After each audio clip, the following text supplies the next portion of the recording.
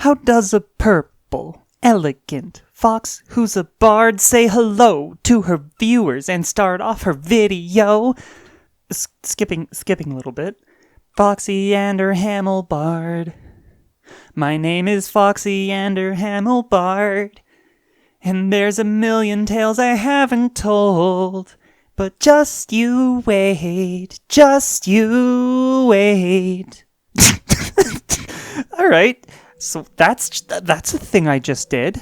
Anyway, welcome to Glory Story Monday. I'm back with another Glory Story. Oh, right, sorry, I'll do the line.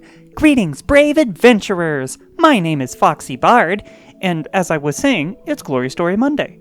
So, what we're going to do today is take you through a tale of glorious outcomes.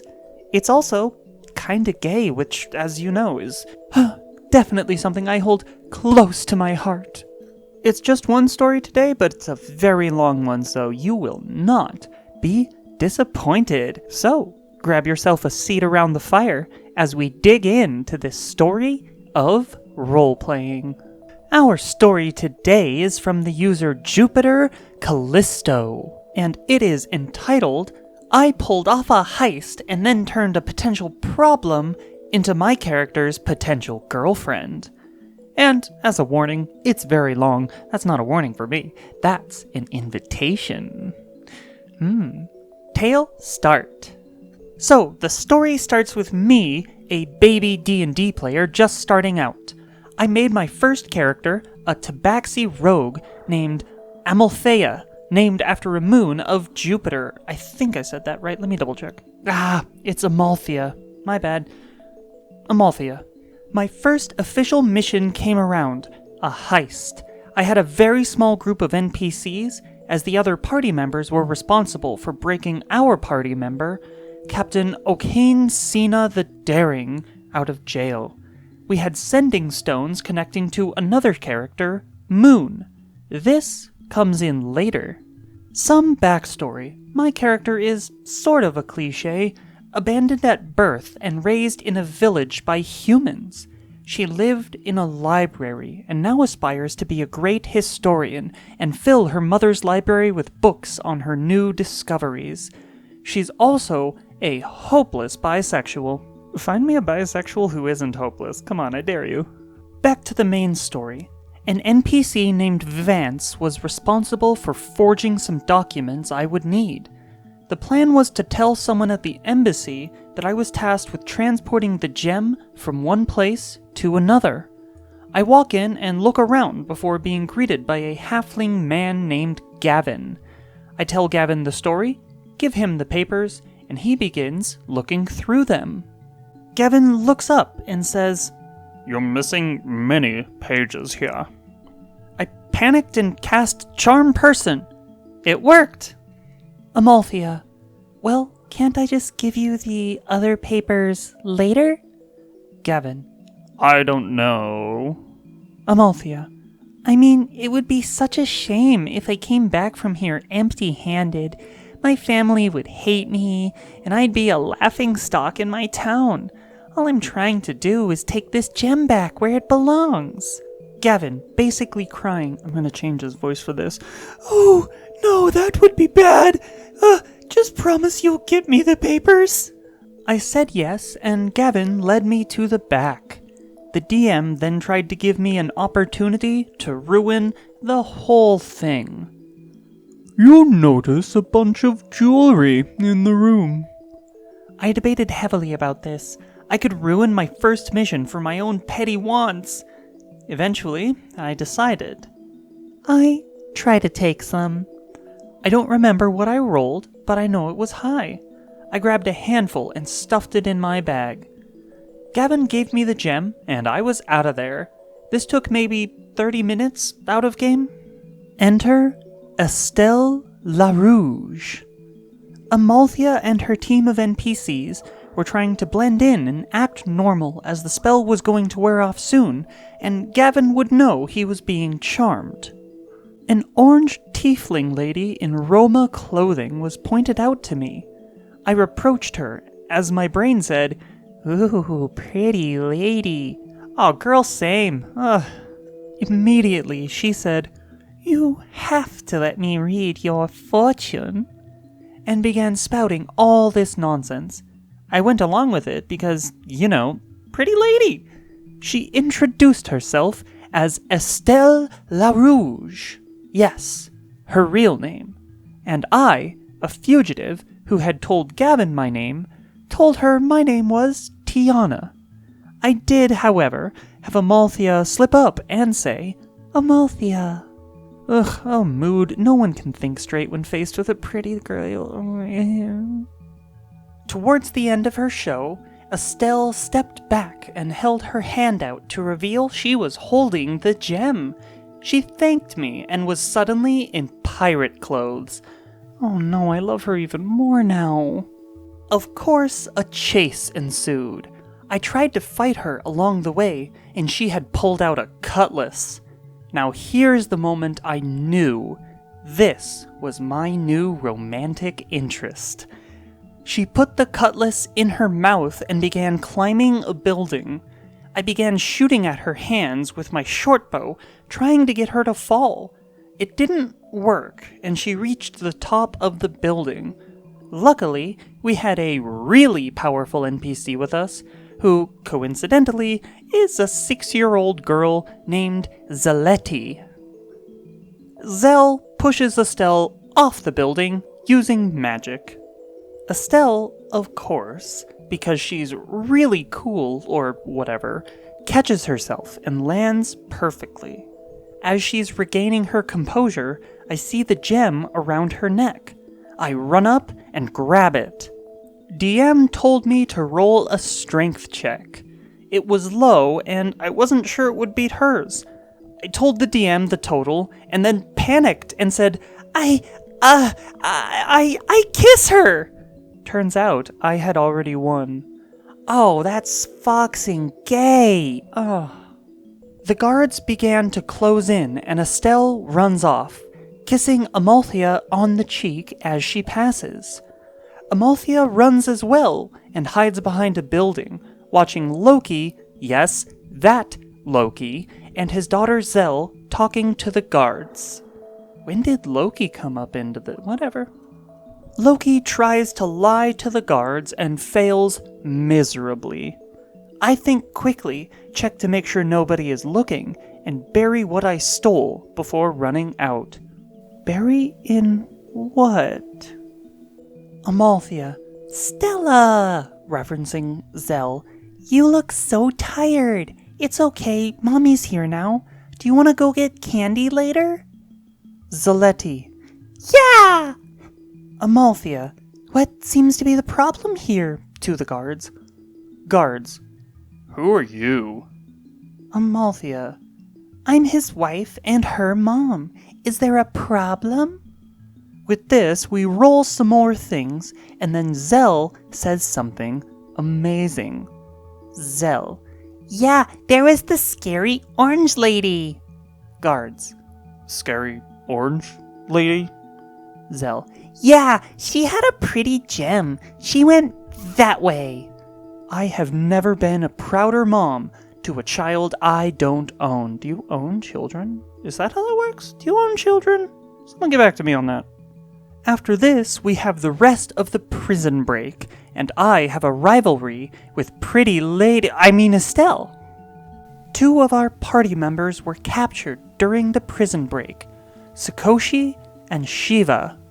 In this, they lost their sending stone, and Estelle had found it.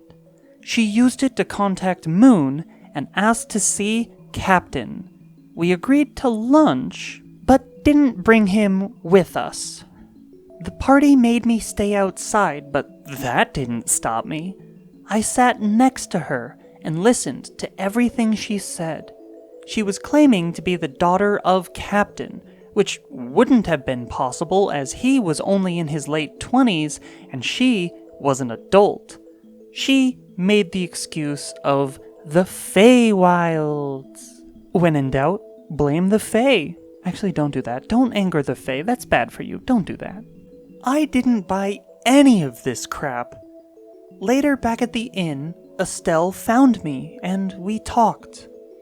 She told Amalthea she was sweet and genuine and to watch out, essentially.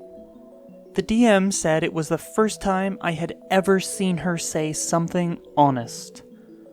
Amalthea asked her on a date. Estelle said yes, basically, but to give her a bit and let her know where she is, and she'll come to Amalthea. Long story short, I took the sending stone Moon had. Wait, hang on. Is this the beginning of a sending stone romance? I love sending stone romances. They are so cute. I had one of those once in an RPG. Oh, it was great. I had nightly checkups. Yes, it is a sending stone romance. Excellent. I asked her how she was and tried to slowly ease her away from being an issue. I asked her if she wanted to join the crew, blah blah blah. She said she worked alone. Oh, do I have to give Estelle the edgy voice? Alright, she's Batman now. I gave a speech about how it can be lonely even if you don't think it will, and that was that for a while. Amalthea ended up confessing to Estelle that she really liked her and she genuinely cared about her. Now to more recent events. I almost died. A lot!